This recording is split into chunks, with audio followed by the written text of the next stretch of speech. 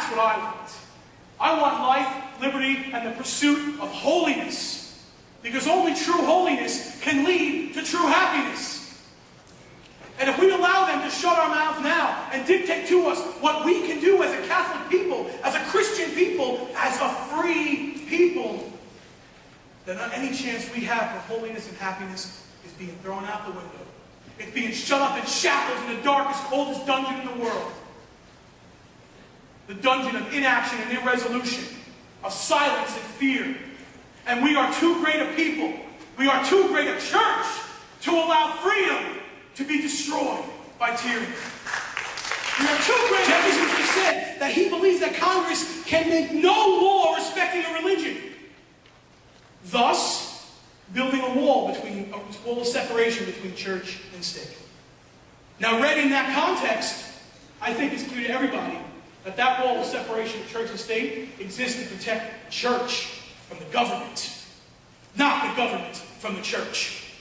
The government needs to have its boundaries. The government has no right to step inside the boundaries of the church to tell us what to do, who to ordain, or what to preach. That belongs to Jesus Christ Almighty alone. And I would thank my Father to keep this business out of my church. We dare not forget today that we are the heirs of the first revolution. Let the word go forth from this time and place, to friend and foe alike, that the torch has been passed to a new generation of Americans. Born in this century, tempered by war, disciplined by a hard and bitter peace, proud of our ancient heritage, and unwilling to witness or permit the slow undoing of the human rights to which this nation has always been committed. Let every nation know. Let every elected official know. Let President Barack Obama know that whether they wish us well or ill, we shall pay any price, bear any burden, meet any hardship, support any friend, oppress any foe, to assure the survival and the success of our liberty.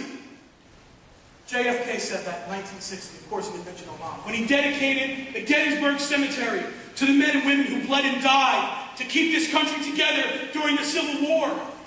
When again we fought the battle where people were considered not human. And today we fight that same battle. I finish with these words, my friends. Take them to your hearts. You just received the Eucharist. God Almighty is in you. I ask you, what is impossible for you? Is there anything impossible for you? No! No! So what can we do? The world will little know, but will long remember what I say here today. But it can never forget what is done here today. It is for us, the living, to be dedicated here to the unfinished work, what they who have fought here have thus far so nobly advanced. It is rather for us to be here dedicated to the great task remaining before us, that from the honored dead we take increased devotion to that cause, for which they gave their last full measure of devotion, that we here highly resolve that the dead shall not have died in vain,